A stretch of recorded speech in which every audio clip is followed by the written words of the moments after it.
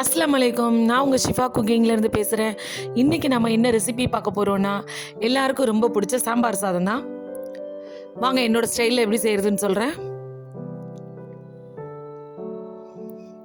இங்கே நான் ஒரு 15 சின்ன வெங்காயம் உரித்து வச்சுருக்கேன். அதோட 2 தக்காளி கட் பண்ணி வச்சுருக்கேன். கொஞ்சமாக கத்திரிக்காய் எடுத்திருக்கேன். அதோட 3 பச்சை மிளகாய் எடுத்திருக்கேன். இங்கே கேரட், பீன்ஸ், உருளைக்கிழங்கு 3 பெரிய பெரிய பீஸாக கட் பண்ணி வச்சுருக்கேன். 1 கப் அரிசி, 1/2 கப் பருப்பு, ரெண்டையும் ஒரு 1/2 மணி நேரம் ஊற வச்சுருக்கேன். இப்போ குக்கரில் நம்ம ஊற வச்ச அரிசியும் பருப்பையும் சேர்த்துக்கலாம்.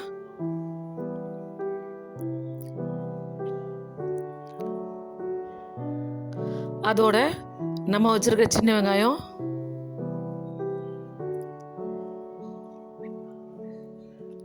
பச்சை மிளகா, தக்காளி, கத்தரிக்காய், பீன்ஸ், கேரட், உருளைக்கிழங்கு எல்லா காயும் இதில் சேர்த்துடலாம். இப்போல்லாம் இதெல்லாம் வேகிறதுக்கு தேவையான அளவு தண்ணி ஊற்றிக்கிறேன். தண்ணி கொஞ்சம் அதிகமாகவே சேர்த்துக்கோங்க. ஏன்னா சாம்பார் சாதம் கொஞ்சம் கொழப்பாக இருந்தால் தான் நல்லாயிருக்கும். இதில் ஒரு 1/4 ஸ்பூன் மஞ்சள் தூள், 1/2 ஸ்பூன் மிளகாத்தூள், 1/2 ஸ்பூன் சாம்பார் பவுடர், தேவையான அளவு உப்பு சேர்த்தனேன். அது வீடியோவில் கட் ஆயிடுச்சு. இப்போ எல்லாத்தையும் நல்லா மிக்ஸ் பண்ணி விட்டுட்டு குக்கரை விசில் வச்சிடலாம். ஒரு 3 விசில் வச்சுக்கிறேன்.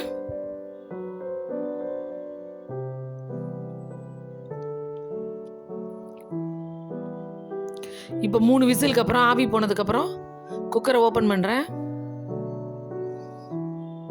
பார்த்தீங்களா, பர்ஃபெக்டாக அழகாக எல்லாமே சூப்பராக வெந்திருக்கு. கொஞ்சம் நல்லா தண்ணியோடவே இருக்குது பாருங்கள். இந்த அளவுக்கு இருந்தால் தான் கரெக்டாக இருக்கும். ரொம்ப கெட்டியாக இருந்தால் சாம்பார் சாறு நல்லா இருக்காது. இப்போ அடுப்பை பற்ற வச்சு விட்றலாம். அது நல்லா கொதிக்க ஆரம்பிக்கட்டும். இப்போ கொதிக்கும் போது ஒரு நெல்லிக்காய் அளவு புளியை கரைச்சி புளிப்புக்காக அதையும் இது கூட சேர்த்துக்கிறேன்.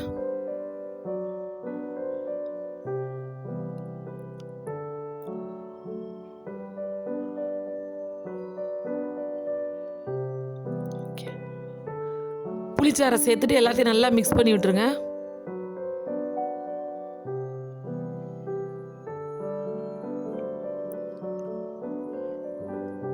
எல்லாத்தையும் மிக்ஸ் பண்ணி விட்டுட்டு கொஞ்சம் உப்பு காரம் எல்லாம் கரெக்டாக இருக்கான்னு டேஸ்ட் பண்ணி பார்த்துக்கோங்க. உங்களுக்கு உப்பு புளிப்பு எல்லாம் கரெக்டாக இருந்துச்சுன்னா அவ்வளோதான். இனி நம்ம மேலே தாளிக்க வேண்டியதுதான். பாருங்கள், நல்லா அழகாக எல்லாமே சூப்பராக வெந்து வந்துருச்சு. இப்போ நம்ம தாளிக்க ஆரம்பிச்சிடலாம். தாளிக்கிறதுக்கு கொஞ்சம் கடுகு, கருவேப்பிலை, கொஞ்சமாக ஒரு 10 பல்லு முந்திரி பருப்பு, காஞ்ச மிளகாய், ஒரு 10 பூண்டை நான் தட்டி வச்சுருக்கேன்.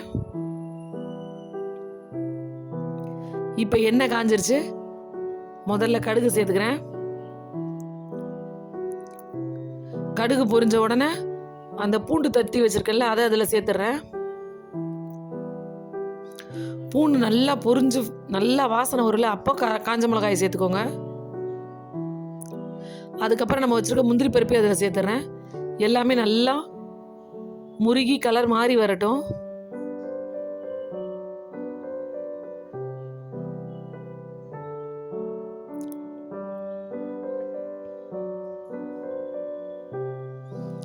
நல்லா முந்திரி கலர் மாறினதுக்கப்புறம் 2 கொத்து கருவேப்பிலையை சேர்த்து ஒரு கருவேப்பிலை பொரிஞ்ச உடனே அடுப்பை ஆஃப் பண்ணிடுங்க.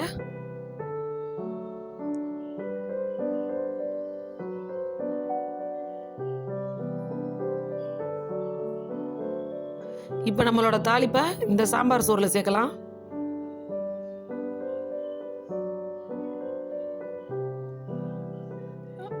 இப்போ தாளிச்சதை சேர்த்தாச்சு. அவ்வளோதான். எல்லாத்தையும் நல்லா மிக்ஸ் பண்ணி விட்டுருங்க. சூப்பராக சுட சுட நம்மளோட சாம்பார் சோறு ரெடி ஆகிடுச்சு. இதே மாதிரி நீங்களும் உங்கள் வீட்டில் ட்ரை பண்ணி பாருங்கள். ட்ரை பண்ணி பார்த்துட்டு டேஸ்ட் எப்படி இருந்துச்சுன்னு எனக்கு கமெண்டில் சொல்லுங்கள். என்னோட இந்த ரெசிபி உங்களுக்கு பிடிச்சிருந்துச்சுன்னா என்னோட சேனலை லைக் பண்ணுங்கள், ஷேர் பண்ணுங்கள், சப்ஸ்கிரைப் பண்ணுங்கள். மறந்துடாமல் பெல் ஐக்கானை கிளிக் பண்ணுங்கள். அப்போ தான் நான் போடுற புது புது வீடியோஸ்லாம் உங்களுக்கு நோட்டிஃபிகேஷனில் வரும். சூப்பர். சப்ஸ்கிரைப் பண்ணுங்க.